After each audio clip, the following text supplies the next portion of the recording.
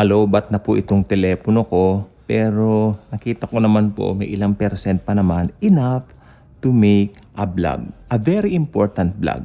Okay. Ito po ang napansin ko ngayon. You know what? Kung magiging honest po kayo, napapadaan kayo sa walls ng ibang mga friends nyo sa FB na ganito nakalagay. Pag may mga namamatay silang kamag-anak, tapos nagdidiwa ng kaarawan, no? Happy birthday in heaven. Wow. I mean, nung una parang okay.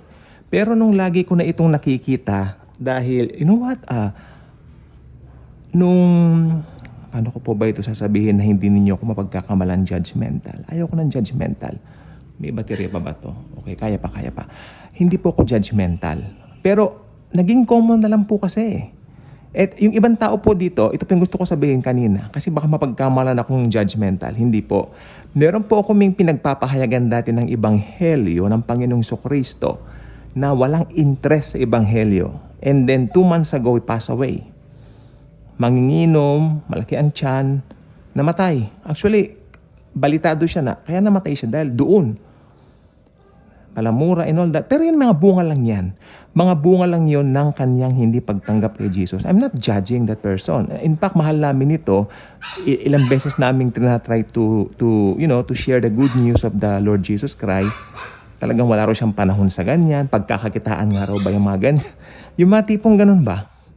And then namatay po siya. And then itong misis niya, syempre, sa pagiging pangungulila and all that, Happy birthday in heaven, my love. Doon na ako parang sandali. I really need to make a vlog regarding this. Yung nasa picture pong yan, ayan po ang pinaka-perfect picture. Actually, maski hindi na po ako magsalita, tignan nyo lang po yung picture na yan. You get the big picture. I mean, the real meaning of that picture. Kasi, tignan po ninyo, happy birthday in heaven. Common na lang ba yan? Common na lang po ba yan? Ganun na lang po ba yan? Parang, pag ganyan kasi ng ganyan, parang winawalang kabuluhan nila yung importance ng pagtanggap kay Lord Jesus as Lord and Savior. Ito ang gusto ko pong sabihin. Ito pong vlog na ito, ginawa, nandito para sabihin ng katotohanan. Ang isang taong wala kay Jesucristo, popular man yan, bata man yan, or should I say teenager man yan, na sikat and all that, pag wala yan kay Jesucristo, may mga legacy man siyang naiwan dito, pupunta siya ng impyerno. Yes, maaring ipagpagawa siya ng mausoleo, maaring ipagpagawa siya ng magandang libingan, may mga lobo ang libing niya na puti na nagliliparan, naka-attend po ako ng ganyang libing. Tapos, kabi-kabila ang pa-interview ng mga mahal sa buhay, di ba? Na yung mga legacy niya, yung mga nagawa niya, you know what? Ito po ay kanilang binabanggit ng paulit-ulit, at especially pag dumarating yung tinatawag na anibersaryo ng kamatayan o death anniversary. Pero, kung talagang hindi tinanggap si Jesus, nasa impyerno po yung pinagdidiwang nila. Yung life na sineselebrate nila, nasa impyerno.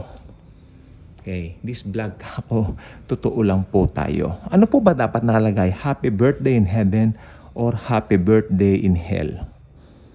Kayo na po ang bahalang humusga. Ito po ay hindi po panghusga. Ito po ay para makita natin yung importansya ng pagtanggap sa Panginoong Hesukristo bilang Lord and Savior. I like this post na nakikita ko sa social media na ganito nakalagay. Yung bata, katabi niya yung kanyang lolo, sabi niya, at tatagalogin ko na lang po, Lolo, ano po ba ang purpose ng buhay? Sumagot yung matanda, ang purpose ng buhay, apo, ay ang makilala mo ang Panginoong Hesukristo. That's it. Perfect. The purpose of life is to know the Lord Jesus Christ. And I love that. Ang problema dito sa mga happy birthday in heaven, kabi-kabila na yung mga post, no? Nasa heaven ka na gano'n. Oh, told you na nasa heaven siya kung hindi siya tumanggap sa Panginoon. Diba? Kung alam mong obviously. Pero yung mga kapatid natin sa Panginoon na alam natin, kasama natin, na tumanggap kay Jesus, of course, nasa heaven sila. Ito nga lang po yung mga buhay na hindi sineselebrate kasi karamihan po ng Kristiyano, karamihan po ay hindi naman po mga famous, di ba? Karamihan naman sa atin ay medyo ang buhay ay swak-swak lang dito. Pero okay lang po yun. Kung sa Panginoong Jesucristo naman po, bida tayo. Doon na lang po tayo. Di ba? Pero itong mga, wow, wag tayong papadala sa mundo. No? Ang mundo ganyan. Happy birthday in heaven. Really? Who told you they're in heaven? Sino nagsabi sa inyo? Tinanggap ba nila si Jesus? Pag tinanggap nila si Jesus at sigurado kayo doon, well, nasa heaven siya. But if you are not sure that they received the Lord Jesus Christ, I don't think so. Happy birthday in Hades. Kasi wala pa naman po yung tinatawag natin na eternal fire. Yung torment, yung place of torment na Gehenna, wala pa naman po yun. Ang buena mano po doon ay ang Antichrist at ang false prophet. May baterya pa ba to? O parang pahina na po kasi yung battery ko. Okay. Yun lang po ano. So I hope you don't, don't, ang tawag dito, don't label me as, judgmental. Alam niyo tayong mga Kristiyano, talagang sasabihin mga judgmental tayo. Yun po yun. If you're a Christian and sinasabihin ka judgmental ka, it's fine. Kung sinasabihin kang you're judgmental, you're a Christian, okay, it's fine. Si Jesus Christ din po sinasabihan dati ng ganyan. Kung ano-ano mga binabato sa Panginoong Hesukristo noong araw. Hindi po ba? Kung ang Panginoong Hesukristo ginanyan, gaganyan din tayo. Gaganyan din tayo. Pero importante, i-share natin yung truth that without Jesus, walang langit na mapupuntahan ng tao. Hindi ba? Kaya sila, sa langit, wala ang beer, kaya sa hell sila. Ganun yan eh. Ganun yan. Maingay po yung aso sa kapitbahay. Ako hindi ko alam kung bakit. Okay. Naglilinis pala yung kapitbahay namin. Kaya sabi ko po sa inyo, sa langit walang beer. Kaya yan. Hell sila. Ito pong pagsasabi ng truth, isa pong pinakamaganda. Ang sabi nga po ni Jesus Christ, ni Lord Jesus Christ, I am the way, the truth, and the life. No one cometh to the Father but by me. At sa panahon ngayon, ito pong gusto ko sabihin.